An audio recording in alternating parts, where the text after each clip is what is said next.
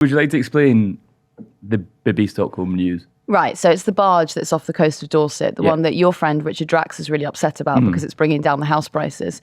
That's exactly why he's upset. Anyway, so there are 50 asylum seekers who are going to be moved onto that barge today. It's probably happening as we're speaking. But there was a wonderful mess up by the Home Office Minister, Sarah Dines. Crap, we looked this up before. It's Dines. Dines. But we thought it'd be quite funny if we said... No, we didn't think... I actually thought that what might have been her name. No, but once we confirmed the pronunciation of her surname, we just for a little while were calling her Sarah Dinesh. Yeah, Dinesh. I've just been at Abita. And I thought maybe it was Dinesh. But anyway, so the Home Office Minister cocked it this morning because she said that there will be 500 people on it by the end of the week. And then way more. The Home Office and Downing Street have now briefed against her to say there will not be that many people on there because that would be a health risk. yeah, because that's the main... There's lots of people have come out in opposition of housing people on this barge at all, including the Fire Brigade Union. Yeah. Who I think they're kind of experts in fire safety. Yeah. Well, you would hope. Yeah, well, we can only assume. Yeah. And so if they're briefing against people being housed on this, it might be sensible to listen to them. Yeah, but they are quite woke, aren't they? Because of the fire thing. Because woke firefighters hate fire. Yeah, I think so. They won't let good things burn. Is that not a positive thing? I don't know. Did you see Denise Welch, one of the loose women? Yes. Tweeted over the Matt weekend. Healy's mum. Yes, Matt Healy's mum. Tweeted about how water is now quite woke. Drinking water. What? She was like, back in my day, no one drank water. She was like, my mum maybe had a glass of water when she had her pills. And I'm like, yeah, but that's why your mum looks like a used cigarette, Denise. And I'm plump. Anyway. So the point being is that there's this barge that's now off the coast of Dorset. Asylum seekers are now being put onto it. And it comes at the same day. So it's Small Boats Week, isn't it? Mm-hmm. We're in silly season of news, and this is the week of small boats and how they're going to tackle the small boats crisis that's happening on the channel. And the other announcement that was made today is they are looking at moving people who are waiting for the results of their claims onto Ascension Island, which is a protectorate of Britain that I did not know about. Mm-hmm. When you look at right, let's purely think about this in terms of empire, right?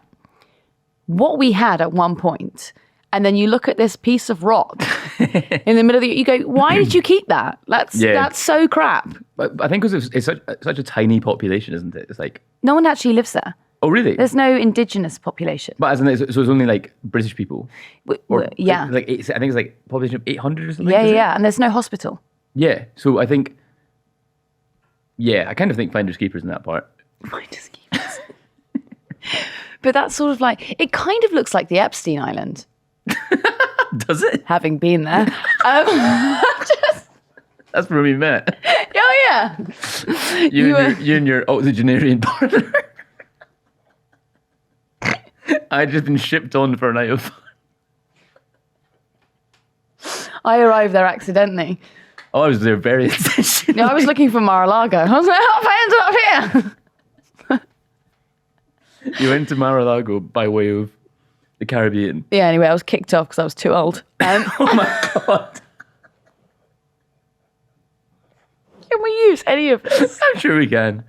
What was my point going to be about something? Anyway, back to Ascension Island. Oh, it's... I think what's interesting about the Conservative kind of asylum policy, if you can call it that, is that they are making all these unrealistic things. Kind of like, so if no one goes to Rwanda, so no one has yet been deported to Rwanda, despite the big hullabaloo made about we've made this agreement with Rwanda. They're making this big thing about the barge has the capacity for X number of people, which will never be filled because of fire and like health and safety regulations. They're now touting Ascension Island as another alternative. Even if no one goes there, that will fan the flames of anti-immigration rhetoric, kind of being like, "Oh, woke policy stopped us from being able to do this." So even if it's no one needs to go to these places. This doesn't need to do anything about the actual numbers of people claiming asylum in the UK. It's that they've like been seen, have been seen to have tried something that's like draconian and evil.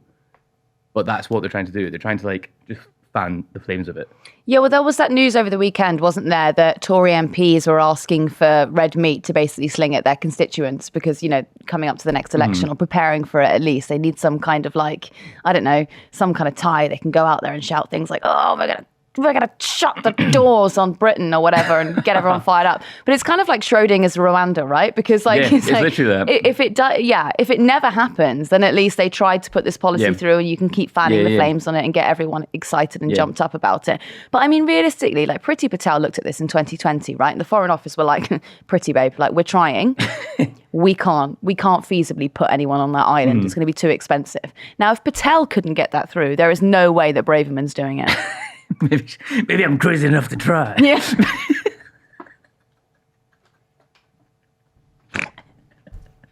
I can't believe how many times I've snorted. Oh, I should just say it's you. You've snorted so many times on this podcast. Yeah, it's not me at all. God, my feet are cold. What do we think happens next with Bibby Stockholm? Well, what really can happen next? Because you put them on there. I mean, is that going to speed up processing? Probably not. There's just going to be people on there. And then, do you know what happened in Manston? I mean, we went down there, didn't we? No, I went down there with another videographer. Not that you're a videographer. I used to be. Yeah. Anyway, so I went down to Manston, and it was right at the time when it was basically this kind of hollowed out old army barracks, and they were putting asylum seekers there, and all of these diseases are broken up. I mean, but it wasn't even like normal things. It was like quite archaic things. It was like what a Victorian child had. It's like diphtheria was just like breaking ripping out. Through these things. And all the locals in that area as well were like, yeah, it's a bit mental to hear all these children crying every single night, not really enjoying that. They put them up in tents. Anyway, so now they've put them on this barge. The Home Office probably still won't get their act together and actually process any of their claims. So these people will be stuck there. And also, they can't get off, can they? It's on the sea. I think they can. I think they can kind of come and go-ish. It's on the sea, but it's like in the port. There's like a gangway or something. No, it looked like it's out to sea. I don't think it is out to sea. Well, anyway, we were going to go down there, but I was explaining to Ed that I've got really nice dinner plans this week. So if someone else wants to go, maybe I will go down there. The thing about the Ascension Island thing, if people were to be held there for processing, it's so far away from any kind of oversight, which is actually kind of the frightening thing about that. The barge or Ascension? Ascension Island. Yeah. So if so, they could say, oh yeah, we've there's appropriate accommodation. Everyone was being treated according to their human rights. Yeah. And it's not like there's not I can't imagine there's an Ascension Island media to scrutinise that. There's no real infrastructure to get there. Yeah. And think about when was it the Home Office did a trip to Rwanda, like a media trip, and only took right-wing outlets. Yeah. Who were like, oh yeah, it's sick out here. Yeah, they're like, oh, it's lovely. So that's maybe the only way that would make logistical sense to get to Ascension Island. Yeah, we'll ignore the fact that a week before that people were shot during a gay pride march, but it's fine. It's fine. Yeah, it's. I think it's just quite frightening for people in that situation who are like desperate people. Yeah, of course. With utter contempt. Yeah, of course. I mean, we went to Calais. We spent quite a bit of time down there. Yeah. I do. A lot of the comments that get made on broadcast or on panels when we're talking about it are so out of this world to me because I don't none of these people, none of these commentators have ever been to Calais. No. None of them have been to, Afghanistan or anything like that, or have ever fled war. They'll be on there shouting about the Ukrainians, about how they need to be housed properly or whatever, and, Putin or whatever. Mm-hmm. And then in the same breath, they'll be like, we should torture them until they leave. It's so obscene. Yeah. This whole Ascension Island thing, though, is basically what... what's his name? I should have looked it up before. Alistair Downing, wasn't it? He was the Australian guy who came up with the concept of Christmas Island in Australia. So he was deporting people from Australia onto this island just off the coast of Australia. And he was advising the Home Office at one point. So I'm guessing this idea has come from him. But the big problem with that island was when journalists actually finally got there, they found essentially some kind of interim camp, and it was full of disease. There was sexual assault off the scale. I mean, they were like in women-only areas, like a lot of them were pregnant. It's like, oh, wow, how did that happen? Yeah, Jesus. Really, really horrendous. So yeah, how are you going to do any kind of checks and balances on Ascension Island? I mean, I highly doubt any of the favourable media teams that are going to be allowed to go to that island are going to do a good job of investigating it. Yeah. Yeah, it sucks.